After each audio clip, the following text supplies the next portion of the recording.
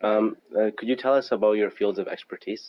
So, my name is Mufti, and I'm an assistant professor of political science at the University of Waterloo. I teach comparative politics, and one of the key subject areas within comparative politics is elections and political parties.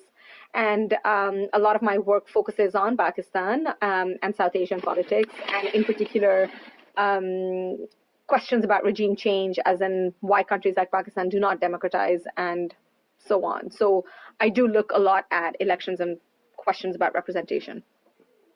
What do you think of the impact of computer-based technologies on elections in developing countries such as Pakistan?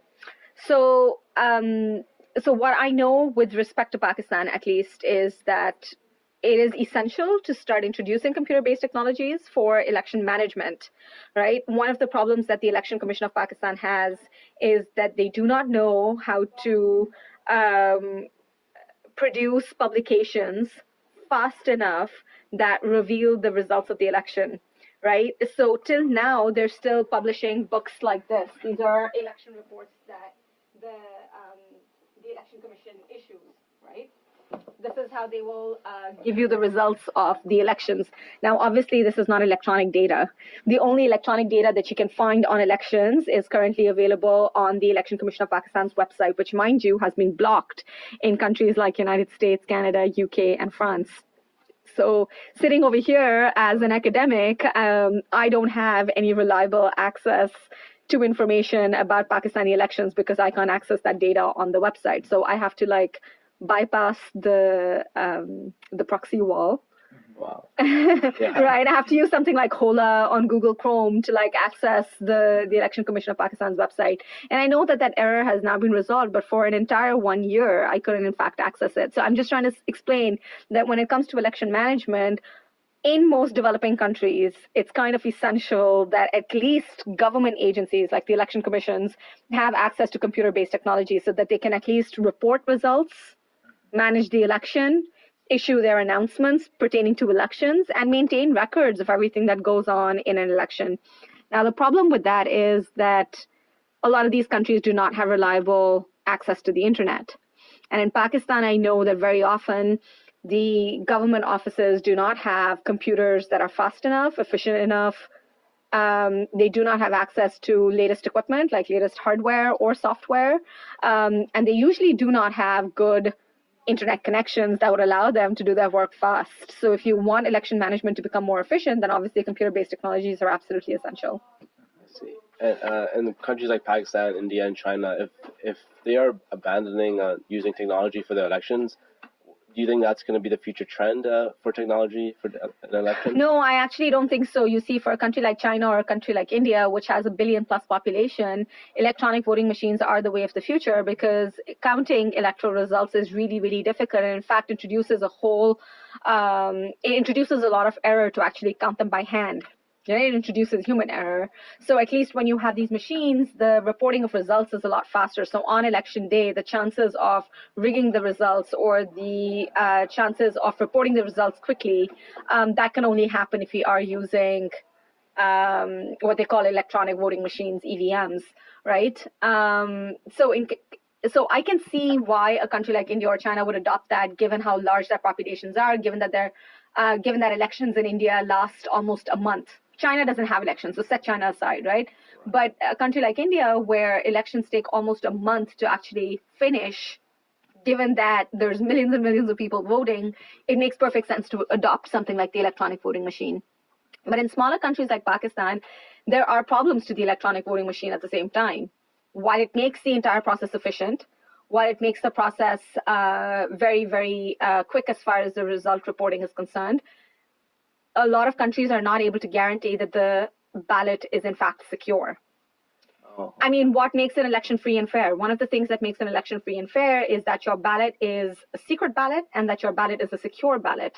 Okay, but if these countries are not at the same time investing in I don't know what the technical term is, but if they're not investing in cyber technologies to make sure that they can counter hacks or can counter other malware or anything that could in fact bug the entire process, then they're not necessarily securing the ballot for the people. So an individual who's going out there and casting a vote on such and such machine, and say we find out that that machine has been hacked, then that vote is no longer secure, right? That vote is no longer a secret ballot.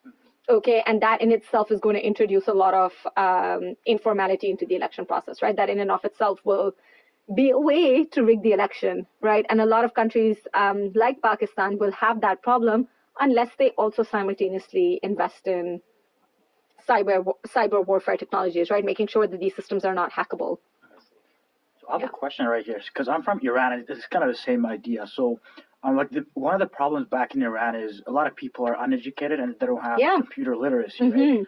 So like when you say the future of those kind of countries are probably going to be electronic or computer-based election, is it not going to be a problem? Like I know not half, but like a good population of Iran or I'm sure it's the same like in Pakistan or India, do not know how to use a computer or may not like know how to properly do their voting. So is it not going to be a issue? So I think the answer to that question is it depends on the nature of the electoral system.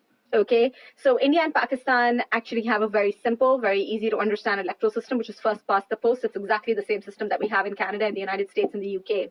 All right. Now, the advantage of this particular system is that candidates usually have symbols attached to them, right? So a candidate from party X will have party X's symbol attached to it, right? So with illiterate populations, when you have symbols attached to political parties, then it's very easy for voters to know who they're voting for, right? Literacy levels for elections is a big thing anyway, because if you're asking your voters to rank the candidates and then cast a vote, which is what they do in Australia, that's not possible if you have an illiterate population, because then you have to read names. Right. But if all the voter has to do is go and check the box next to the symbol of the political party that they're voting for, then that's not a very complicated act that is required of the voter. And that's only possible because they have a first past the post electoral system. Right. So the nature of electoral system determines whether or not this can be done on the computer with an illiterate population. So in a country like Pakistan, you're absolutely right. What's going to happen with the EVMs, right? We're making the assumption that these computers are going to work in a country where, 6 to 12 hours of the day, you do not have electricity in the main city centers. You do not have electricity in cities like Karachi with a population of 15 million plus, or a city like Lahore with 10 billion plus. All right. And they're talking about putting these electronic machines and making sure that these machines are going to work from 8 o'clock in the morning to 8 o'clock at night while polling is happening, okay, and that they're going to run uninterrupted, and they're going to run without any system boot failures or whatever the heck can happen with computers, right? I mean, I don't know, for someone like myself who goes to Pakistan and travels to developing countries all the time, and I see that computers aren't running properly, I mean, I really doubt that on the day of election when it really matters, the computers are going to run perfectly. Right? Yeah. I mean, I doubt that, right? I don't have trust in the system to make sure that the EVMs would actually work. But going back to your particular question, what would the voter be required to do on the electronic voting machine? I mean, it's easy. All they have to do is actually, and I think this is all part of voter education. I think illiterate voters can also be educated to just move the mouse, click next to the picture of the candidate that they're voting for and move on. Right? I think that kind of thing can be done. And in fact, I think given how far we've come with computer-based technologies, I don't even think they'd have to use a mouse. I think it can be a whole lot easier. I think it would just be like press a button. Like, on an ADM, the ballot just appears on the screen. You go and you press the button next to the candidate's name and move on. Yeah. Exactly. And move on. And I think that sort of thing, it depends on what the user interface is like. But I think that kind of problem can be avoided for populations that are illiterate. But you're absolutely right. I think voters would be perturbed by, okay, what is this new thing? I mean, think about, countries in Africa where people do not have food to eat, they don't have clothes, they don't have shoes, right? And they're being required to go to a polling station, right? And suddenly have to use this technology in order to elect the next, leader of the country. I think it's a bit of a mismatch. I don't know. In my mind, it's a bit of a mismatch, but I do think it's the way of the future. I mean, it's better than fingerprinting and counting by hand. Right. right? So especially with that size of the population. And with those size of populations, a lot of these developing countries that we're talking about are very, very large populated countries. Absolutely. But then I also have another thing there's another thing to think about. How are these machines going to get to remote parts of these countries, right? Many parts of Pakistan, for instance, are completely inaccessible. And we will be transporting these machines all across the country to make sure that everyone, and it's not just voter education. You're not just educating your voter. You are also educating the returning officers and the polling station personnel in computer technology. You have to educate them first to be able to run the computers. Right. Okay, and to make sure that if there is a system boot failure, that there's IT support available on the day of the election. Those IT support guys are probably going to be running around the entire country just making sure that these machines are actually working properly. So I think it's doable. I think there's ways to make it efficient. I just don't think it's as easy as that. And I think a lot of the pilot programs in many developing countries are actually not all that successful. And that's the problem. And right now, we're not even getting into the problems of like flawed voting results or hacked elections or using the wrong algorithms to count your electoral results, because thus far we're talking about countries like India and Pakistan that have easy electoral systems. If you have a proportional representation electoral system and your voting and your electoral formula to count votes and how those votes translate into seats is a little bit more complicated, then my goodness, the algorithm you're running on your voting machine is going to be a lot more complicated as well. So all of that needs to be taken into account. Okay. Yeah. I never thought of that. Yeah. Thank you for your time. Really appreciate your input for this interview. Yeah, no problem. Good. Yeah, I think we're good. Okay. Awesome. Thank you. But like seriously, like go back and read some of these things. Like so in Pakistan they were trying to do this back in October.